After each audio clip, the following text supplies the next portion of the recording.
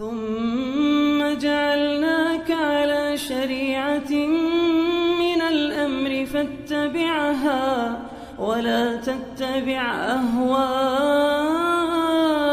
الذين لا يعلمون. Kemudian dari pintu surga yang besar juga yang ingin saya terangkan di sini terkait dengan amalan-amalan hati. Amalan-amalan hati. Ini amalan hati besar sekali nilainya. Perkara besar. Satu amalan hati seperti ikhlas itu luar biasa di dalam menggapai surga Allah. Satu amalan hati berupa syukur kepada Allah itu luar biasa di dalam berbagai kebaikan. Ya. Memperoleh tangga-tangga yang meninggikan derajat di surga. Karena itu di dalam sebuah hadits yang diriwayatkan oleh Abu Daud dari Mu'adz bin Anas radhiyallahu anhu, Rasulullah sallallahu alaihi wasallam bersabda, "Man akala ta'aman." Siapa yang makan sebuah makanan. Faqala, lalu dia baca doa, "Alhamdulillahilladzi at'amani hadza wa razaqanihi min ghairi haulin minni wala quwwah." Dia baca doa itu, ghufira lahu ma taqaddama min dhanbi. Akan diampuni apa yang telah lalu dari dosanya. Luar biasa ini. Betapa indahnya syariat ini. Sudah dapat rezeki dia makan, cuman baca doa, diampuni dosa-dosanya. Tapi itu kata para ulama, di situ ada rahasia besar. Ini bukan sekedar baca doa saja, tidak ada maknanya. Doa ini lambang kesyukuran. Itu amalan hati. Kalau syukur seorang itu terpatri ketika dia mati, dia puji Allah Subhanahu wa taala, dia berkata alhamdulillah, itu bisa menjadi penggugur dosa-dosanya. Bisa menjadi penggugur dosa-dosanya. Maka amalan hati ini luar biasa. Iya. Dan di hari kiamat itu yang dilihat pada hatinya. Pokok pertama yang diperiksa. Yauma la yanfa'u malu wala banun illa man atallaha biqalbin salim. Hari kiamat itu hari tatkala harta dan anak-anak tidak bermanfaat kecuali siapa yang datang menghadap dengan hati yang selamat. Hati yang selamat itu adalah hati yang tidak ada kesyirikan di dalamnya. Hati yang tidak ada kedengkian, kebencian, mengandung dosa dan maksiat. Itu hati yang selamat. Di dalam hadits Abu Hurairah riwayat Muslim, Rasulullah sallallahu alaihi wasallam bersabda, "Innallaha la yanzuru ila suwarikum wala ila ajsadikum, walakin yanzuru ila qulubikum wa a'malikum." Sungguhnya Allah tidak melihat kepada rupa-rupa kalian, tidak melihat kepada jasad-jasad kalian, tapi Allah melihat kepada hati-hati dan amalan-amalan kalian. Ini dua yang dilihat, hati dan apa? Hati dan amalan. Mungkin ada yang bertanya, amalan hati itu ada berapa?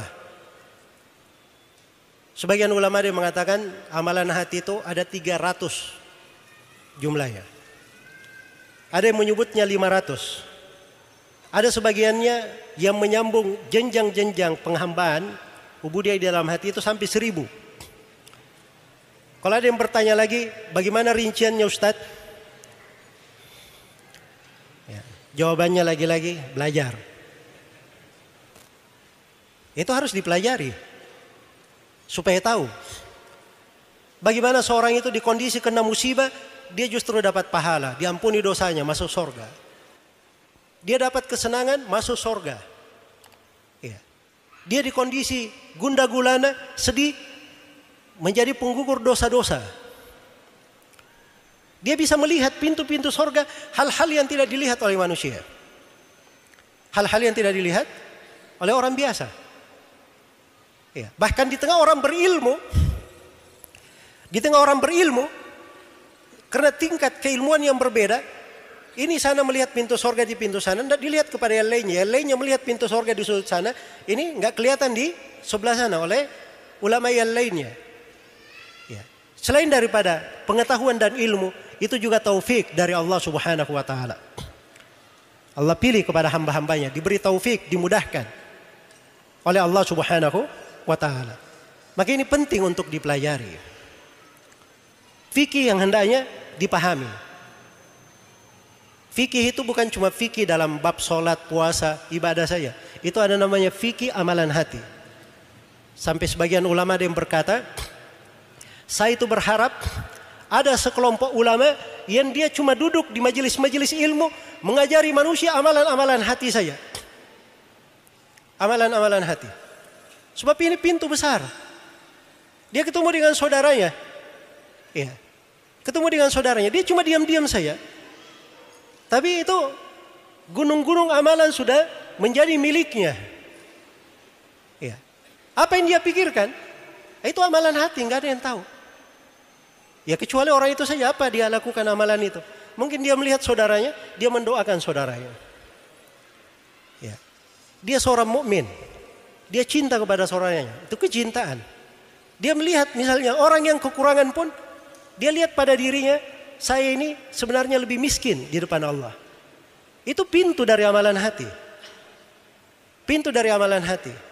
Karena tidak masuk surga orang yang ada rasa congkak di dalam hatinya walaupun sebesar darah. Dia tidak pernah memandang ada orang dirinya itu punya keutamaan di atas orang lain. Dia selalu memandang hina pada dirinya, memandang penuh dengan kekurangan. Itu amalan hati perlu dipelajari supaya bisa muncul, diingat. Iya. Kita di majelis ini saja ini berbeda-beda sesuai dengan niatnya masing-masing. Kalau ada yang datang ke sini tidak ada niatannya, ya itu sudah dapat kebaikan ya, tidak merugi. Tapi kalau dia niat, dia datang ke majelis ilmu dengan niat satu, mengangkat kejahilan dari dirinya, Masya Allah sudah dapat pahala. Dia belajar ilmu untuk menjaga agama, dia sudah dapat pahala. Dia dapat datang ke majelis ilmu untuk memperbanyak umat Islam di majelis ini, dapat pahala. Dia datang mempelajari ilmu untuk menjaga sunnah Nabi, dapat pahala. Dia datang mempelajari ilmu supaya dia bisa amalkan untuk dirinya, keluarganya dan sampai ke orang lain. Dia sudah dapat pahala. Dia datang ke sini majelis ilmu karena ini masjid. Dia ingin menjadikan ini sebagai majelis dzikir baginya. Dia duduk di sini antara maghrib dan isya itu menunggu sholat, dari sholat ke sholat seperti sholat. Dia duduk di majelis itu di pendapat sebagian ulama dia niatkan i'tikaf, syah sebagai i'tikaf walaupun sesaat. Tapi ini niat ya. Kalau antum tidak niat mana dapat pahala i'tikaf? Jelas ya? Ini semuanya kaitannya dengan amalan hati tidak kelihatan. Tapi besar sekali pahalanya. Besar sekali pahalanya. Karena itu jangan disangka segala sesuatu itu diselesaikan dengan ribut-ribut. Ya. Kayak bahasa sebagian anak-anak muda kita ini. Kalau kita diam-diam saja bagaimana caranya terjadi perubahan?